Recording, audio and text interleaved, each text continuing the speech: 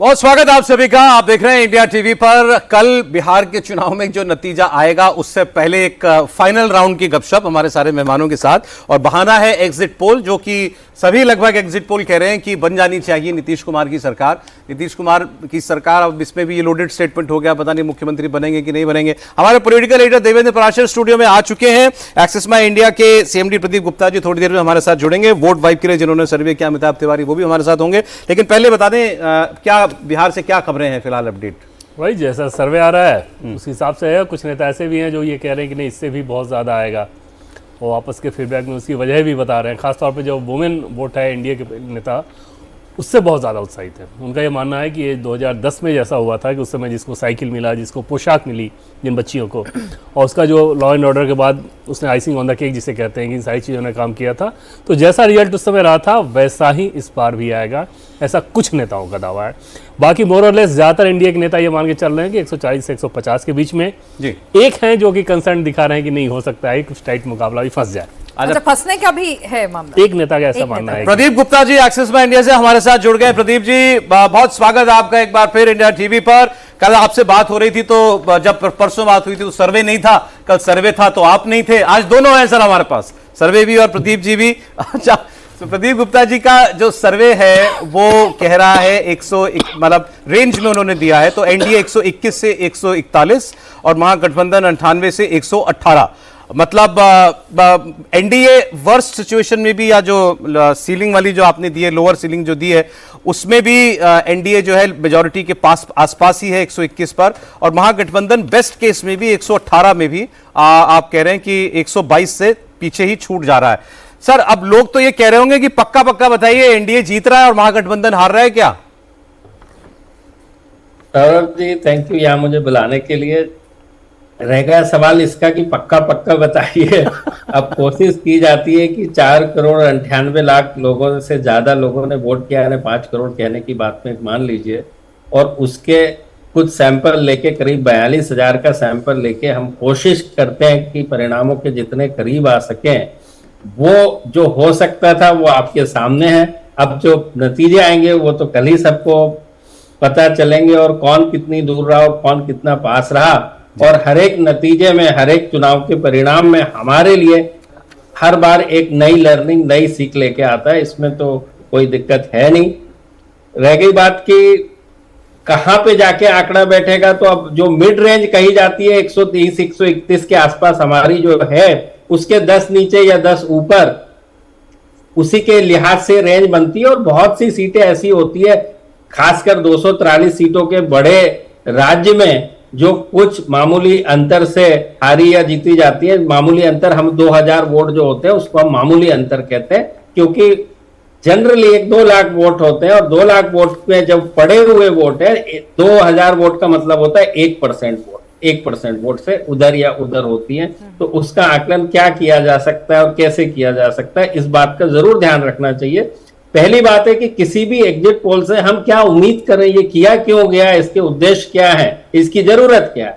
इसकी जरूरत को उस मायने में देखा जाना चाहिए, यदि डायरेक्शनली चुनाव के जो परिणाम है एग्जिट पोल के डायरेक्शन में ही आते हैं, तो आपको फिर बहुत सारी चीजों के मालूमात होती है, जो कि है किसने किसको वोट किया, कितनी संख्या आई, वो तो आपको इलेक्शन कमीशन के परिणाम में मिल जाएगा।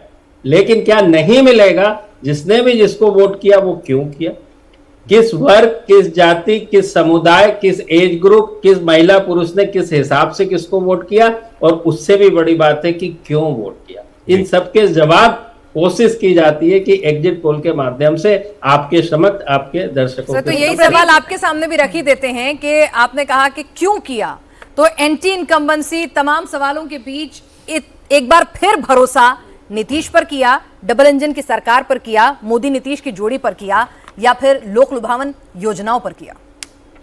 देखिए विनाश जी, जो भी चुनाव हो, कहीं पर भी चुनाव, उसका सबसे पहली वजह होती है कि जो 5 साल पहले इनको चुन के भेजा था, जो भी सरकार है, वर्तमान सरकार, उसने कैसा परफॉर्मेंस किया। परफॉर्मेंस का एक ही पैमाना है, परफॉर्मेंस के कई पैमाने हो सकते हैं, बट जनता के नजरिए से एक ही है कि उनके जीवन में क्या सुधार या परिवर्तन हुआ या नहीं हुआ। उसी को हम एंटी इनकम्बेंसी या प्रो इनकम्बेंसी के लेंस से देखते हैं। बिहार की जहां तक बात कर लें तो ये बिल्कुल पाया गया कि प्रो इनकम्बेंसी सिर्फ नीतीश कुमार नहीं, नीतीश मोदी, लोग ये कह रहे हैं नीतीश मोदी, क्योंकि अब वो राज्य सरकार और केंद्र सरकार को एक मानते हुए जहां तक डिलीवरी का सवाल है, जो उनके जीवन में परिवर्तन आया, वो अब ये जानते हैं कि कौन सी चीज सेंट्रल गवर्नमेंट से आई है और कौन सी चीज जो है स्टेट गवर्नमेंट से आई है। तो पहली बात तो प्रो इनकम्बेंसी थी नीतीश मोदी कंबाइंड के फेवर में, इसमें साफ साफ पाया गया। सिर्फ एक वर्ग को छोड़, वो सिर्फ एक वर्ग है, 18 की उम्र से 29 की उम्र के जो लोग होते हैं, वो करीब बिहार में जो मतदाता हैं टोटल, उसका 24% रिप्रेजेंट करते हैं। 24%, यानी वो वोटर जिसने जंगल राज नहीं देखा है, सही सही मामलों में उसको एक्सपीरियंस नहीं करा है फर्स्ट हैंड। मैं ऐसे कहूंगा कि उस वर्ग की, जो युवा वर्ग की, उसकी जरूरतें, उसकी उम्मीदें, उसकी आकांक्षाएं, अपेक्षाएं जो दूसरे वर्ग के लोग हैं उससे भिन्न है, और वो अपनी जरूरतों के मुताबिक अपने निर्णय और चयन करते हैं कौन सी पार्टी उनके लिए बेहतर हो। नहीं, एंटी इनकम्बेंसी की यहाँ पर बात हुई, आपने कहा प्रो इनकम्बेंसी है, लेकिन कई ऐसी सीटें हैं अजीत जी जहां पर चेहरों को लेकर नाराजगी है। गया में मैं गई तो प्रेम कुमार को लेकर बहुत नाराजगी है। जो लॉयल वोटर हैं बीजेपी के, वो ये कह रहे हैं कि अगर चेहरा बदल देते तो शायद हम यहाँ वोट देते, लेकिन चेहरा नहीं बदला।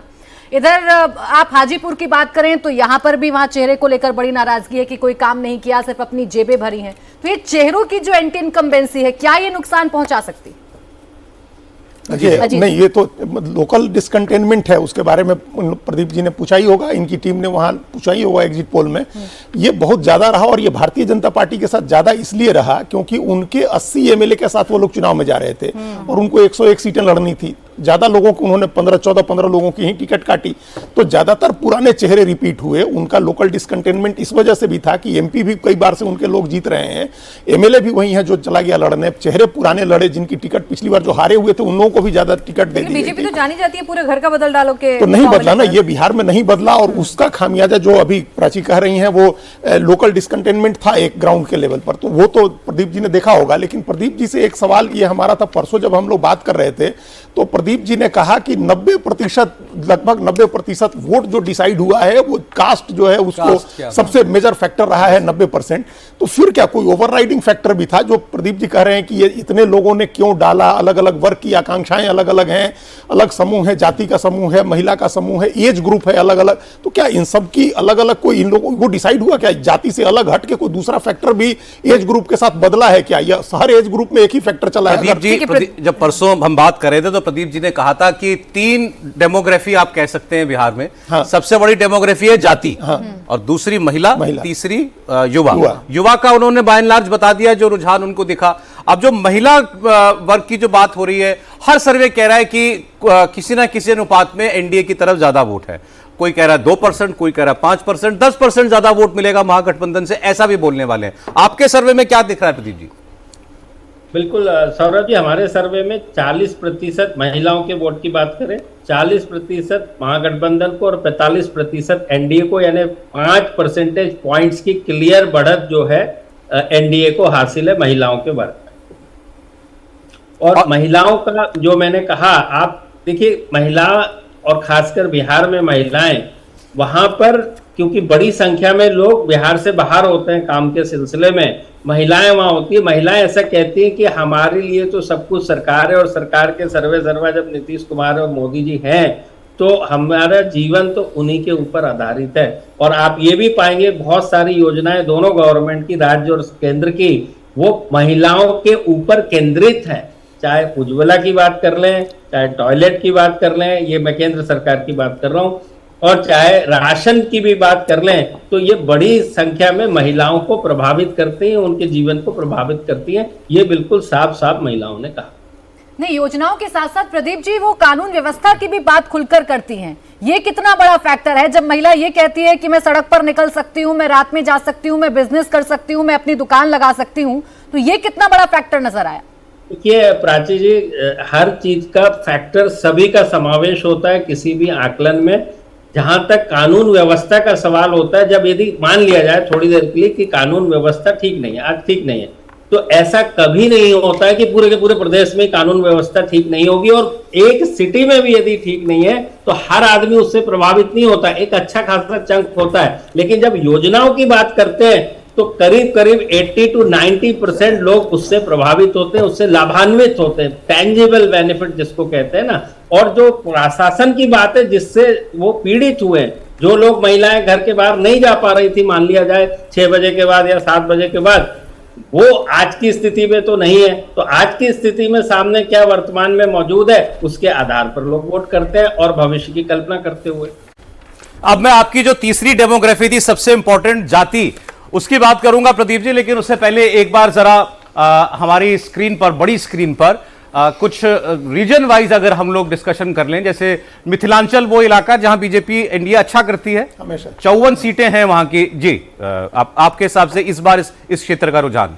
नहीं तो क्या प्रदीप जी का क्या रुझान है? नहीं, मैं आपसे पूछ रहा हूं, या आप पहले प्रदीप जी का जानना चाहते हैं? हाँ, प्रदीप जी ने प्रदीप क्या जी, रुझान किया है मिथिलांचल आपने कैसा पाया, किसके लिए मुफीद पाया? मिथिलांचल में हमारे आकलन के मुताबिक हम 58 सीटों को मानते हैं मिथिलांचल को, और 32 सीटों पे एनडीए है और 25 सीटों के ऊपर गठबंधन है। और एक जो जिस अनुपात में वो सीटें बता रहे हैं, उतनी बढ़त आपको लगता है या उससे ज्यादा बीजेपी के उससे लिए? ज्यादा बढ़त होनी चाहिए थी। और ये जो 54 आप लिख रहे हैं, 58 कह रहे हैं प्रदीप जी की 58 सीटें हैं।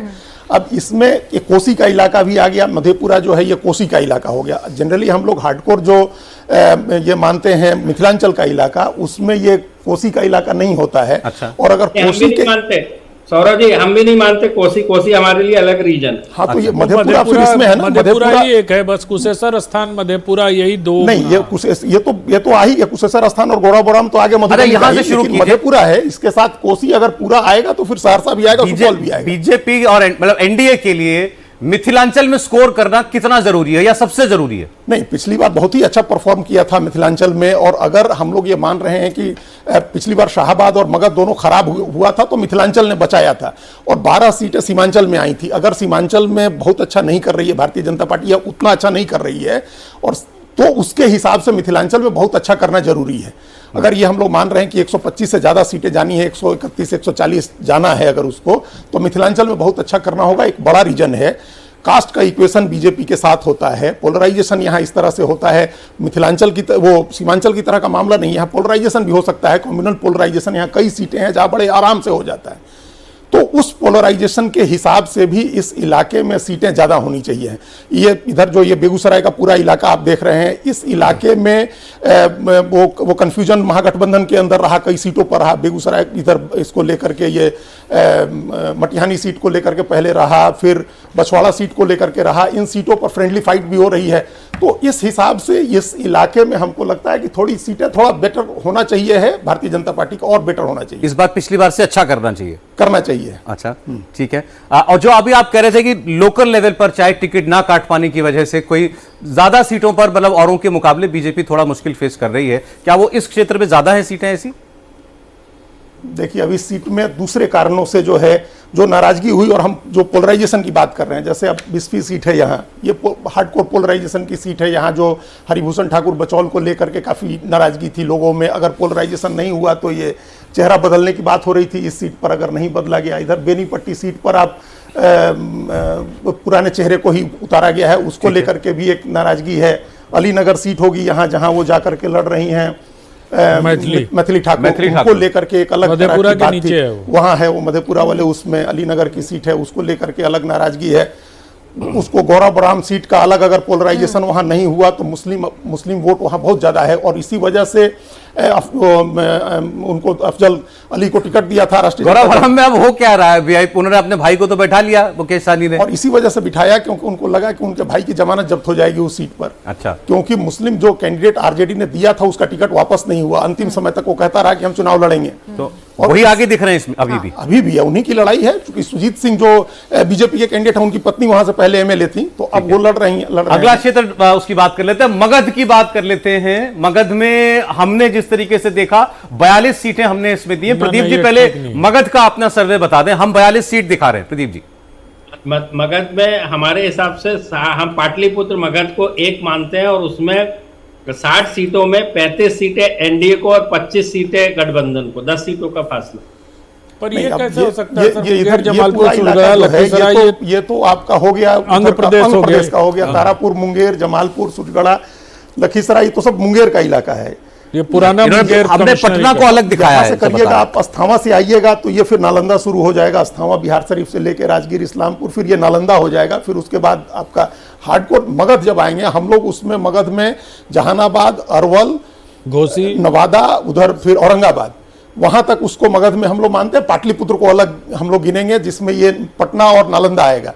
तो खैर वो उससे कोई फर्क नहीं पड़ता है, भौगोलिक इलाके से कोई फर्क नहीं पड़ता है। इसमें ज्यादातर एरिया आ रहा है, ये नवादा का इलाका आ रहा है, ये आपका गया का इलाका आ रहा है, इसमें जहानाबाद, अरवल का इलाका आ गया, और ये फिर जो राजगीर उन्होंने का इलाका आ गया। जो बताया 35 सीट बता रहे हैं वो एनडीए के लिए। ठीक बता रहे हैं, 35 सीट में उसमें बता रहे हैं, वो 60 ले रहे हैं ना, हम लोग हाँ जी, आप जी, 42 जी, लिख जी, रहे हैं। तो उस 60 सीट में अगर वो 35 कह रहे हैं तो मोटे तौर पर ठीक है, क्योंकि ये इलाका पिछली बार बहुत कमजोर इलाका रहा था।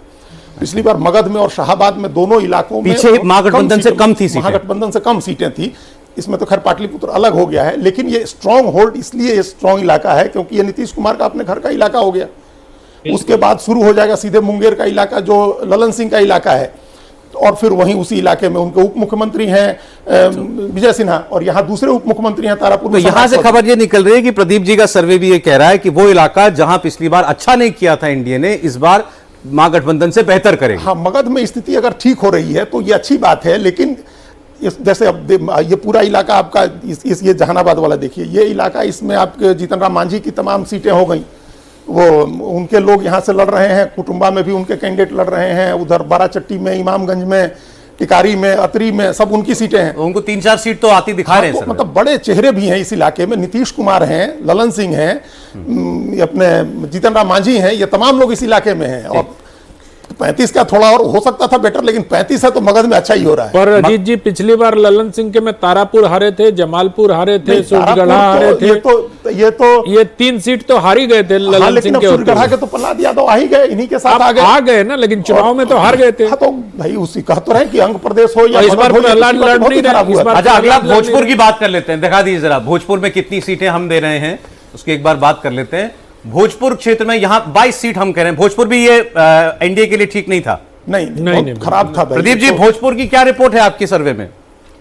हमारे भोजपुर के में जो है 49 सीटें आती है, और हमने भोजपुर में जो है गोपालगंज, सिवान, सरन, भोजपुर, बक्सर, ये पूरा भोजपुर का रोहतास, इलाका लिया इसको रखा हुआ है। बिल्कुल। इसमें हमारी रिपोर्ट ये कहती है इन 49 सीट में से 27 जो है 27 एनडीए और 21 जो है वो महागठबंधन। तो यहां महागठबंधन मार्जिनली बेटर कर रहा है एनडीए से एक्सेस में इंडिया के साथ। 31 कहा ना उन्होंने? 27 और 21 का 21 का, अच्छा सॉरी सर, 27 और मैंने 31 सुना। नहीं, 27 और 21 कहा और उन्होंने। 16 सीटों का नुकसान हो रहा है यहाँ गठबंधन को, 16 सीटों का बड़ा नुकसान हो रहा है यहाँ। अगर वो कह रहे हैं कि ये इलाका था, हम लोग इसको अब भोजपुर नहीं कह के हम लोग शाहाबाद कहते हैं पूरा इस इलाके को।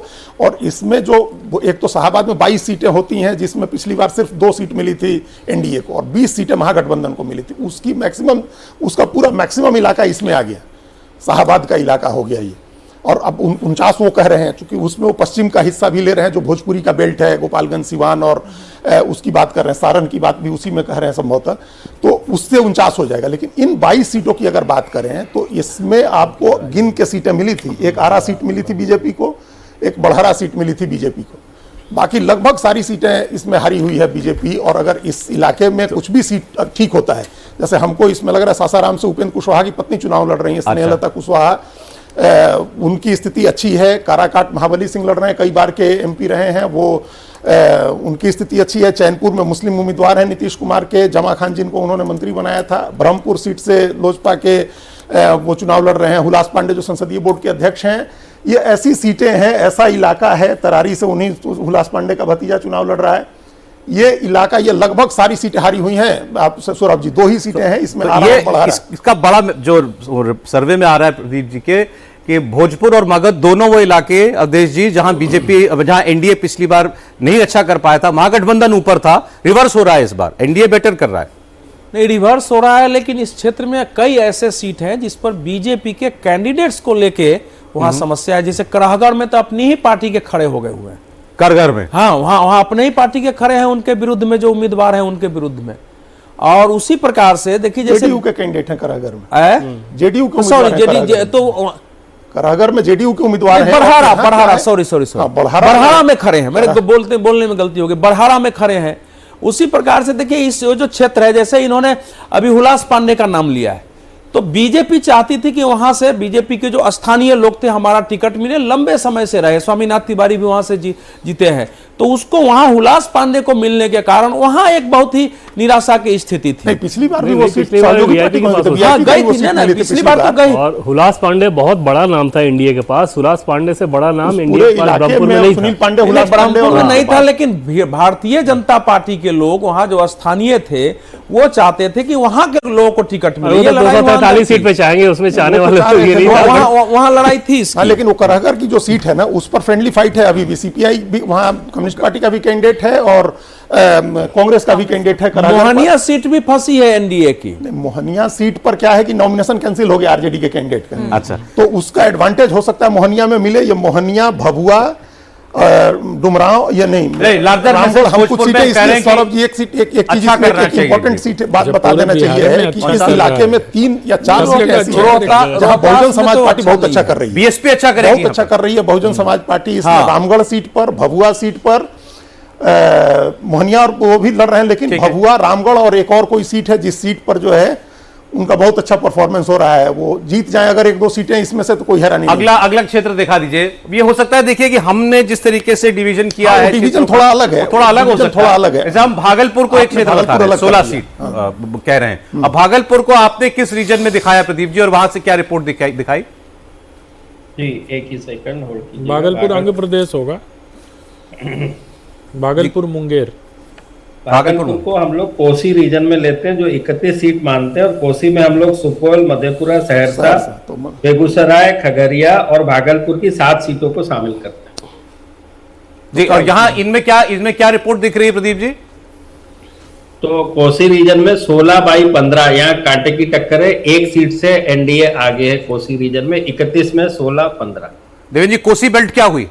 नहीं, इनका जो है कोसी बेल्ट का वो डिफिनेशन थोड़ा अलग है, जिसमें भागलपुर वगैरह सब अगर ले रहे हैं तो उस हिसाब से ये जो आंकड़े होंगे ना, वो अगर ऐसा आंकड़ा आया 16-15 वाला, तो फिर वो इंडिया के लिए उसमें थोड़ा झटका रहेगा। अच्छा, क्योंकि इंडिया जैसे बेगूसराय में ही मान रही, पिछली बार 3 था, 2+1, इस बार वो मान के चल रहे हैं एनडीए के नेता की 5 या 6 कम से कम हमारे पास होंगी। 7 में से, हाँ, ठीक बात। 7 में से इस बार 5 तो श्योर मान रहे हैं, बाकी 2 फंस। तो उस कंडीशन में मुझे लगता है कि वो आंकड़ा अगर वैसा रहा और ये आया, तो यहाँ पर एनडीए को ये आंकड़ा झटका जैसा लगेगा। अच्छा, ये हार्डकोर ये जो इलाका है ना, जैसे अब ये जमुई का इलाका भी इसी में है, चकाई भी इसी में है, सिकंदरा भी इसी में। ये जमुई लोकसभा है जो पुराना चिराग पासवान की कॉन्स्टिट्यूंसी है, जहां से अभी उनके बहनोई अरुण भारती एमपी हैं। और वो एक अलग एक डिफरेंट जो सोशल डेमोग्राफी का इलाका हो जाता है ये। और ये भागलपुर का इलाका जो है ये अब इसी में चकाई भी है, झाझा, ये यहाँ आदिवासी आबादी भी है। ये तीन खाना भागलपुर है, एक अलग है। ये अलग हो जाती है। ये थोड़ा इस तरफ मगध के साथ लगता हुआ इलाका, इधर जमुई मुंगेर के साथ लगता हुआ इलाका आ जाता है। और बाकी जो है ये इसमें ये जैसे बांका है, कटोरिया है, इन सब जगह पर कुछ आदिवासी वोट भी हैं। और ये सचमुच ये मजबूत इलाका होता है आरजेडी के लिए, महागठबंधन के लिए। चूंकि यादव वोट का इधर पोलराइजेशन इस इलाके में हमको ज्यादा दिखता है, और ये जो अति पिछड़ा वाला इलाका है यहाँ, तो बराबर की अगर लड़ाई है इस इलाके में, जितना हम लोग 16 देख रहे हैं, हम पूरे उसकी बात नहीं कर, जो प्रदीप जी कह रहे थे जो 31 वाला वो अलग हो जाएगा, उसमें बेगूसराय का इलाका भी जुड़ेगा तो फिर वो बड़ा हो जाता, उसमें सहरसा भी है, सुपौल भी है। इसमें सहरसा सुपौल नहीं रखा है। प्रदीप जी आइए सर, प्लीज आइए। प्रदीप जी से अब मैं जरा, मेरे मन में एक सवाल था, ये जरूर प्रदीप जी आए तो मैं पूछूंगा, जो मुझे किसी और सर्वे में नहीं दिखा, वो एक्सिस माई इंडिया के सर्वे में दिखा। जब आप पार्टी वाइज जो है वो बात करते हैं, कांग्रेस पार्टी को का ऐसा प्रदर्शन किसी सर्वे में नहीं है जो प्रदीप जी ने कहा 17 से 21। पिछली बार 19 था, बाय एंड लार्ज उतना ही है, इसका आप निकालिए तो 19 ही निकलता है। लेकिन 10 सीट कम लड़ रही है इस बार कांग्रेस। तो ज्यादातर लोग तो कह रहे हैं कि कांग्रेस पीछे रख रही है महागठबंधन को। आपके सर्वे में अच्छा कर रही है कांग्रेस प्रदीप जी? नहीं, अच्छा 61 सीट पे चुनाव लड़ रहे हैं और 17 से 21 उस लिहाज से तो अच्छा नहीं कहा जा सकता। हाँ, लेकिन आप यदि पिछले बार के स्ट्राइक रेट से कंपेयर करेंगे तो पाएंगे कि उससे बेहतर कर रही है। आप समझ रहे हैं चीजों को। अभी आप 21 भी ले लीजिए, हायर रेंज भी ले लीजिए, तो 61 का 21 33% हुआ। हाँ। पिछली बार 70 का 19 लेंगे तो बहुत कम हो जाता है, 25-26 के आसपास आ जाता है। मैं कंपैरिजन में ही कह रहा था पिछली बार से। हाँ, तो पिछली बार से तो बेहतर कर ही रही है, ऐसा तो कोई नहीं है कि कोई पिछली बार से बेहतर नहीं कर सकता। तो मुझे आप ये बताइए, दोनों गठबंधनों में सबसे कमजोर कड़ी कौन रही? नहीं, ऐसे गठबंधन तो गठबंधन होता है, कमजोर कड़ी को आज की डेट में एग्जिट पोल में कह पाना बहुत मुश्किल काम है। थोड़ा सा इंतजार करते हैं, रिजल्ट आने देते हैं, फिर उसका आकलन करेंगे तो वो थोड़ा सा बेहतर आकलन होगा मेरे हिसाब से। वो नंबर्स देने के बाद आप डिफेंसिव क्यों लग रहे हैं? जब नंबर्स दे दिए तो नहीं, ऐसा है कि मैं किसी के बारे में कुछ कह दूं, जब तक कि मेरे पास तथ्य मौजूद ना हो और मेरी स्टडी उसको ना करे, कम से कम मैं ऐसा काम नहीं। अरे नहीं, नंबर्स जब दे दिया कांग्रेस को तो बताइए नहीं क्या खासियत है कि कांग्रेस को कैसे, खासियत क्या है? खासियत उसमें नंबर दिया है तो नंबर दिया है, उसमें खासियत क्या होगी? प्रदीप जी 1 मिनट, आपने 61 सीटें कही ना, उसमें 10 सीटें उनकी फ्रेंडली फाइट वाली हैं। क्या उस फ्रेंडली फाइट में भी कुछ देर आप कोई सीट दे रहे हैं कांग्रेस को, या उनकी 51 में से 21 हो रही हैं ये? नहीं, मैं फ्रेंडली फाइट का बता दूं कि 12 सीटों के ऊपर कांग्रेस की 10 है। हाँ बिल्कुल, तो कांग्रेस का मेरा अलग से अनुमान नहीं है, लेकिन मतलब एक बार स्टडी देखूंगा मैं तो पता चलेगा। लेकिन उस 12 में हमारे पास पे 4 में गठबंधन, 3 से 4 में गठबंधन आगे नजर आता है और 8 में करीब एनडीए आगे नजर आ रहा है उन 12 सीटों पे। वो आरजेडी की सीटें होंगी जो वो कह रहे हैं कांग्रेस का अलग से नहीं है उनमें, नहीं उसमें फ्रेंडली फाइट वाली। लेकिन हम ये मान के चल रहे हैं उस 4 में से अगर एक आध कांग्रेस की भी हो, तब भी मोटे तौर पर 51 ही सीट कांग्रेस लड़ रही है प्रदीप जी, और उस 51 में फिर तो परसेंटेज और ज्यादा हो जाएगा। तो उसकी कोई वजह तो होगी ना कि कैसे कांग्रेस आगे जा रही है।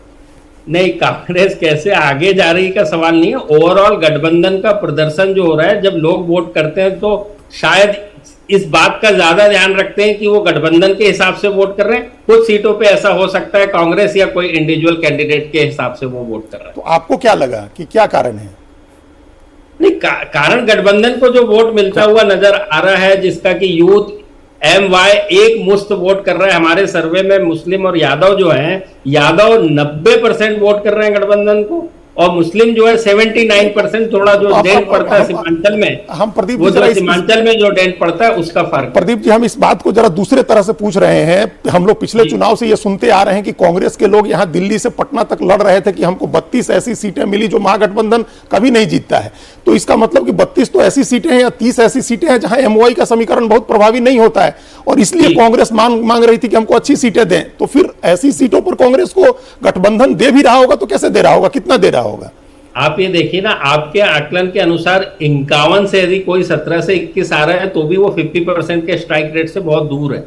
आप उसको उस लिहाज से देखिए। 32 सीटें MY वाली नहीं है।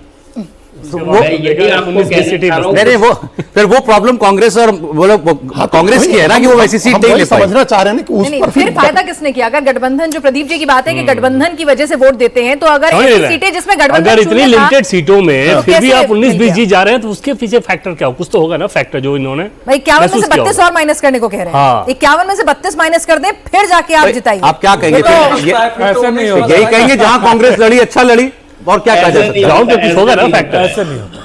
ये आपके डिस्कशन का मुद्दा हो सकता है। हमारी स्टडी के अंदर तो कम से कम इस हिसाब से सवाल पूछे गए ना जवाब आए, सवाल पूछे गए ना जवाब आए। भाई मोटे तौर पर मान ले प्रदीप जी का सर्वे जो है वो ठीक बता रहा है, तो यही कहा जाएगा ना कल हम जब बात करेंगे 2020 से कांग्रेस ने अच्छा किया। बॉटम लाइन तो यही रहेगी। नहीं, बहुत ही अच्छा किया। अगर ये हो जाता है तो अच्छा क्या, बहुत ही अच्छा होगा। दूसरी ओर जो दिख रहा है एनडीए में वो है चिराग पासवान की एलजेपी रामविलास पार्टी।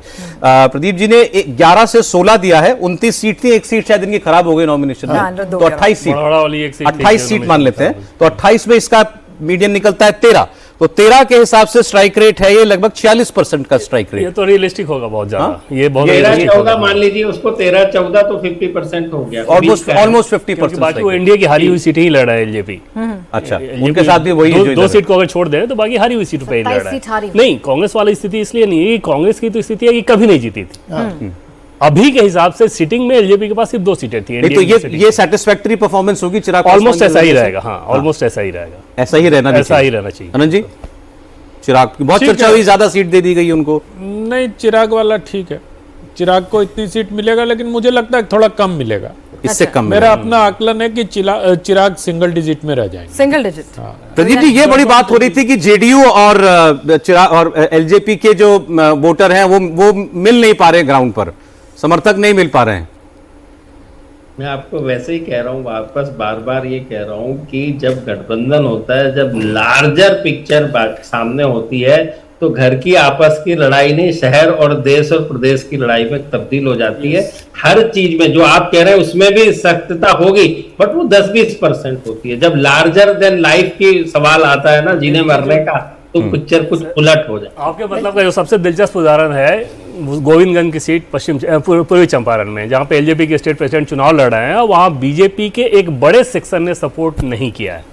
अच्छा, बीजेपी के ही बीजेपी के एक बड़े सेक्शन ने एलजेपी के प्रदेश अध्यक्ष की सीट पे सपोर्ट नहीं किया है, और वो ये मान के चल रहे हैं कि वो सीट वो हराने में सफल हो जाएंगे। नहीं, बीजेपी के सिटिंग एमएलए थे वहां सुनील तिवारी, उनकी सीट काट करके, और वहां के लोकल एमपी जो है उनके बड़े क्लोज थे सुनील तिवारी राधा मोहन सिंह के, और उनकी टिकट कटी। सुनील तिवारी की वर्कर थे बीजेपी के, और उनकी जगह राजू तिवारी को वोट दिए, जो टिकट मिला, जो एलजेपी के प्रदेश अध्यक्ष हैं। तो प्रदीप जी से हम मतलब एलजेपी की बात चल रही है, तो एक सवाल हम ये जानना चाहेंगे कि क्या ये जो एलजेपी और जेडीयू की, अभी हालांकि उन्होंने कहा कि एक ब्रॉडर पिक्चर में देख के देते हैं, लेकिन ग्राउंड पर जो ये नाराजगी थी, जो हम घूम करके भी देखे मगध के इलाके में भी और कई जगह देखे, कि क्या वो जो कुर्मी और पासवान के वोट का जो की जो एक कंट्रोवर्सी थी, उसका कुछ हुआ क्या? कुर्मी पासवान को वोट दे रहे थे, पासवान कुर्मी को वोट दे रहे थे? नहीं, मैंने जैसे कहा जी कि लार्जर जब मैटर आता है तो सब नहीं होता, और जो आप नाराजगी कह रहे हैं वो ज्यादा करके कार्यकर्ताओं और नेताओं तक सीमित होती है, वो स्प्रेड नहीं करती। और किसी पर्टिकुलर गांव और शहर की बात करें, आज के जमाने में, कम्युनिकेशन के जमाने में ऐसा नहीं होता कि जो दुश्मनी पासवान की है तो वो पूरे के पूरे प्रदेश और पूरे के पूरे कुनबे के अंदर वो लागू रहेगी। अब वो सब जमाने, पुराने जमाने की बात जाने लगे। अब वो हर पल तस्वीर बदल जाती है जरूरतों के मुताबिक। एनडीए में अगर किसी एक को लेके असहजता थी सभी दलों में, तो वो चिराग थे। और वो जैसे हमको भी प्रॉब्लम उनसे थी, रालों तो उनके लिए आ ही गए थे, जेडीयू में भी थी, और बीजेपी के लोग भी जहां मिलते थे बोलते थे भाई 15 से ज्यादा नहीं। लेकिन नीतीश का स्टेटमेंट था सौरभ, इन दोनों ने, हाँ, गिरिराज जी ने तो बकायदा स्ट्राइक रेट बता के किया था। और दिलचस्प सौरभ इसमें यह है कि वो वेट कर रहे थे कि एलजेपी अब इसके बाद अगर रिएक्ट करे तो मैं दूसरा आईना दिखाऊं, तैयार था दूसरा। हाँ, तो चिराग पासवान ने रिएक्ट नहीं किया। दूसरी चीज आप देखें, जैसे मधुबनी की सीट कुशवाहा जी को दे दी गई, वहां पे उनके माधव आनंद कैंडिडेट हैं, उनके पास इंडिया के नेता ही बता रहे थे कि इतने प्रस्तावक नहीं थे कि वो 4 सेट नॉमिनेशन अपने समर्थकों के दम पे दाखिल कर सके। वहां पे बीजेपी के लोगों को बुलाना पड़ा, जेडीयू के लोगों को बुलाना पड़ा, जब दाखिल नॉमिनेशन उन्होंने दाखिल किया। तो उस कंडीशन में अगर आप सीटें लेंगे तो स्थानीय कार्यकर्ताओं में, संबंधित पार्टी के कार्यकर्ताओं में नाराजगी होगी। बिल्कुल। अब एक प्रदीप जी, एक सवाल, और इसके बाद सवाल एक अदन जी भी आपसे करना चाह रहे हैं, पहले मैं पूछ लेता हूं, ये नंबर 1, 2, 3 कौन रहेगा, इसकी बड़ी चर्चा हो रही थी, क्योंकि बहुत अंत में लास्ट वीक में खासकर चुनाव के ये होने लगा कि भाई नीतीश कुमार के इर्द गिर्द ही सब कुछ है, और नीतीश जिस तरीके से प्रचार किया, उन्होंने बहुत कुछ बदल दिया मतदाताओं का मन, बारिश में भी जाकर रोड शो कर दे रहे हैं। लेकिन आपके सर्वे में जो बाकी जगह मुझे नहीं दिखा, आरजेडी नंबर 1 पार्टी सबसे ज्यादा सीटों के साथ, नंबर 2 पर जेडीयू और नंबर 3 पर बीजेपी, इसमें कोई थीम है क्या? नहीं, कुछ नहीं है। 143 सीटों पे जब चुनाव लड़ेंगे आप तो नेचुरली ज्यादा आएंगी, और वो 101 सीट पे चुनाव लड़ रहे हैं जेडीयू और बीजेपी दोनों मिलके, आप उसको उस लिहाज से देख ही नहीं सकते। यदि सभी लोग सभी समान सीटों पे चुनाव लड़ रहे होते तो ये चर्चा थी, नहीं तो इस चर्चा का कोई अर्थ नहीं है। 143 बटे 101 तो जमीन आसमान का फर्क वहीं पर ही हो गया। अब इसके बाद क्या बचता है? अब एक सवाल अनंत जी का। जी प्रदीप जी, अभी आपने अपने ओपनिंग रिमार्क में कहा कि हर चुनाव आपके लिए एक लर्निंग होता है। मैं बड़े लंबे समय से आपको फॉलो कर रहा हूं, आपसे बातचीत भी करता रहा हूं। आज मैं ये जानना चाहता हूं कि कल प्रदीप गुप्ता के लिए कोई लर्निंग होगी, या प्रदीप गुप्ता किसी स्टूडियो में डांस करते हुए दिखेंगे? देखिए, जवाब यदि मेरे पास होता, इसका जवाब यदि बात मेरे पास होता आज की डेट में, तो फिर बात ही क्या थी? फिर तो क्या बोलूं मैं। अब आप समझ रहे हैं उस बात को कि मैंने वापस कहा कि हम कोशिश करते हैं कि परिणाम के करीब आ सके, दिशा तय कर सके। एक एग्जिट पोल से आपको सबसे पहले ये जानना की उत्सुकता होती है कि भाई कौन जीत रहा है, उसके बाद होता है कितने नंबरों से जीत रहा है। पहले तो बच्चा पास हो रहा है कि नहीं हो रहा, उसके बाद पास हो गया तो जी कितने नंबर है, चलो फर्स्ट डिवीजन है। फिर आप कहेंगे अच्छा फर्स्ट डिवीजन है, ये बताओ डिस्टिंक्शन है कि नहीं, 60% है कि 75% है। तो कोशिश की जाती है अनंत जी, और हम लर्निंग, हम सही भी आंकड़े होंगे तो भी जबरदस्त लर्निंग होती है। मैं ऑफिस में हर थोड़ी देर बाद एक सेंटेंस कहता हूं, देखो ये नई लर्निंग आई है अभी। और मान लो आंकड़े सही भी नहीं हुए तो भी बहुत ज्यादा लर्निंग होगी। लर्निंग तो is a never ending process, उसमें तो कहीं कोई दिक्कत नहीं है। हम पूरी कोशिश करते हैं, मेहनत करते हैं, एक्सिस माइंड इंडिया की टीम हर सीट के ऊपर जाते हैं और कोशिश करते हैं आप लोगों के समक्ष कुछ अच्छे आंकड़े प्रस्तुत किए जाएं जो परिणामों के करीब। प्रदीप जी, आपका स्ट्राइक रेट तो बहुत बढ़िया रहा है, लेकिन आज आप इतने फिलोसफिकल क्यों हो रहे हैं? नहीं, फिलोसफिकल अब मेरी दिक्कत यह है कि कुछ सवाल ऐसे होते हैं जिसके कि अब कांग्रेस अच्छा क्यों नहीं कर रही और कर रही। अब आप समझ रहे हैं, वो मेरी स्टडी का नजरिया ही नहीं है, तो फिलोसफिकल लाइन ही लेनी पड़ती है। अब आपने कहा पासवान और कुर्मी एक जगह तो हो ही नहीं सकते। अरे भाई, हिंदू मुस्लिम एक साथ हो सकते हैं कई जगहों पे, तो पासवान और कुर्मी क्यों नहीं? नहीं, ठीक है। वो प्रदीप, आज ब्रेक का समय हो गया। प्रदीप जी, ये था कि वो दोनों मिल रहे हैं कि नहीं मिल रहे हैं। पिछली बार तो दोनों नहीं। मैं बता देता हूं अंतर क्या है। पुराने जमाने की बातें हो गई सर, जब एक दूसरे से कोई कम्युनिकेशन नहीं था तो जो एक धारणा थी वही धारणा थी। आज के जमाने में घर के बाजू में क्या हो रहा है वो किसी को नहीं पता। प्रदीप जी, बात एक्चुअली ये है, चीजों में पड़े आप डेटा के आदमी हैं, ये सब हेडलाइन के आदमी हैं। ये हेडलाइन ढूंढ रहे हैं, आप उनको डेटा दे रहे हैं, इसीलिए अपनी अपनी जरूरतें और अपनी अपनी कहानी है। जी बिल्कुल। तो ठीक, प्रदीप जी के पास पता नहीं और कितना समय है, इसलिए मैं शुक्रिया कहना नहीं चाह रहा। क्षमा चाहूंगा। अच्छा ठीक, बहुत बहुत शुक्रिया प्रदीप जी, बहुत अच्छा लगता है हर बार आपसे बात करके। बहुत धन्यवाद आपका।